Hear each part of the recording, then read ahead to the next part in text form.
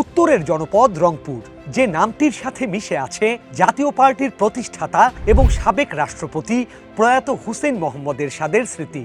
ঐতিহাসিকভাবেই এই জেলা জাতীয় পার্টির এক শক্তিশালী ঘাঁটি।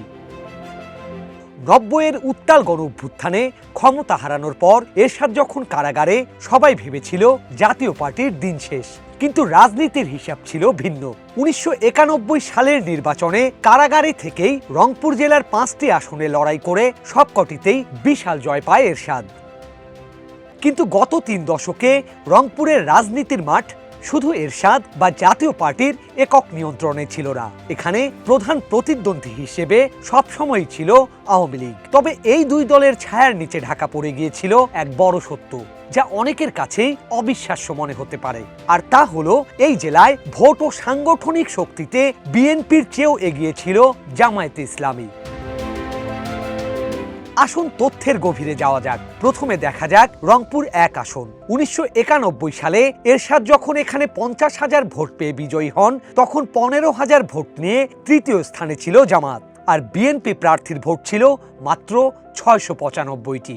১৯৯৬ সালেও বদলায়নি চিত্র।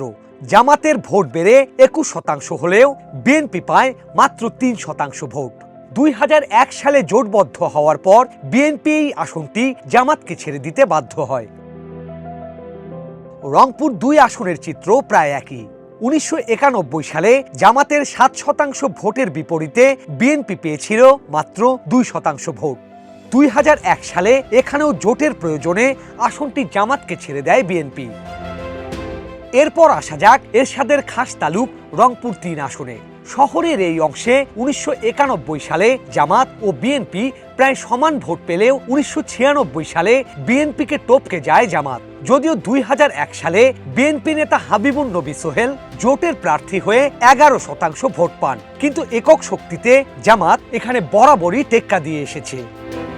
কাউনিয়া ও পীরগাছা নিয়ে গঠিত রংপুর ৪ আসনের সমীকরণটি ছিল সবচেয়ে আকর্ষণীয়।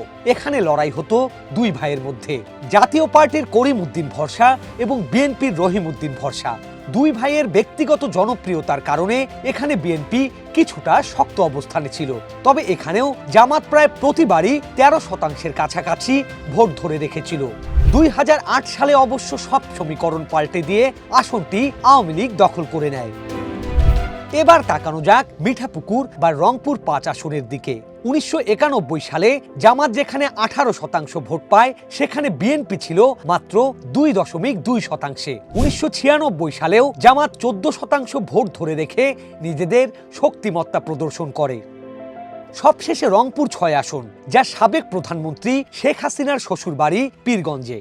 ১৯৯১ সালে জামাত ১১% ভোট পেলেও বিএনপি ছিল ষষ্ঠ অবস্থানে, ভোট পায় মাত্র ৩%।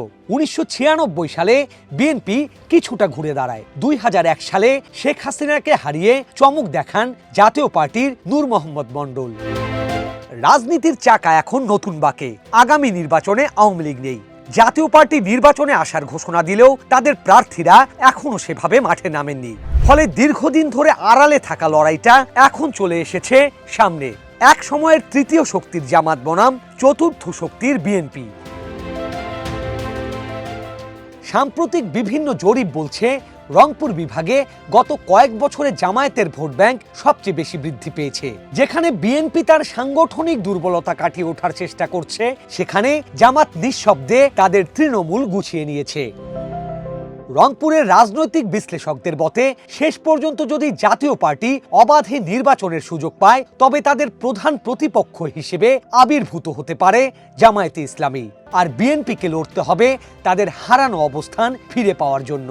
এরশাদের এই ভূমিতে আগামী দিনে কোন দল শেষ হাসি হাসবে তা দেখার অপেক্ষায় পুরো দেশ।